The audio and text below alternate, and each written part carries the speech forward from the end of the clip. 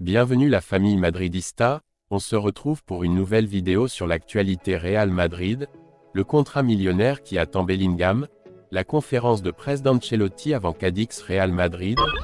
Rejoins la chaîne, en vous abonnant pour rater aucune de nos nouvelles vidéos. Je vous partage tous les infos du Real Madrid chaque semaine, n'hésitez pas à vous abonner en activant la cloche de notification pour suivre toutes les dernières informations du Real Madrid. Je vous dis tout, on commence.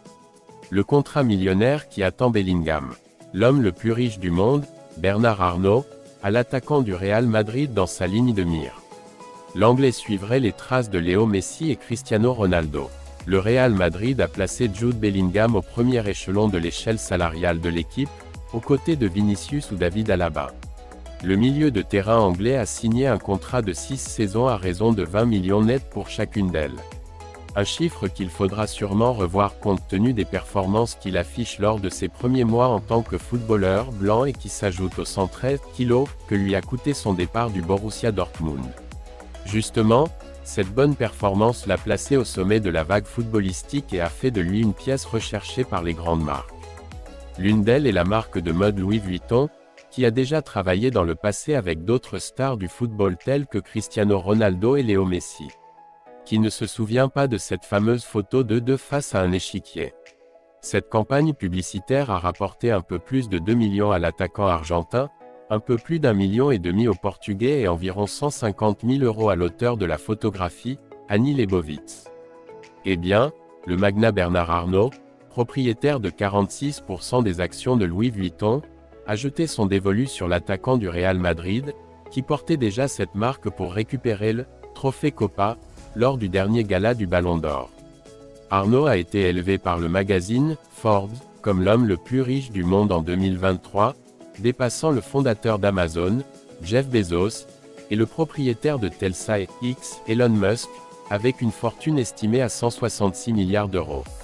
La conférence de presse d'Ancelotti avant Cadix Real Madrid.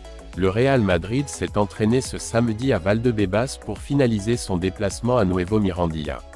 L'entraîneur a été particulièrement conscient de l'état de certains de ses joueurs blessés pour compléter l'appel. Carlo Ancelotti s'adresse aux médias lors de l'avant-première de Cadix, Real Madrid.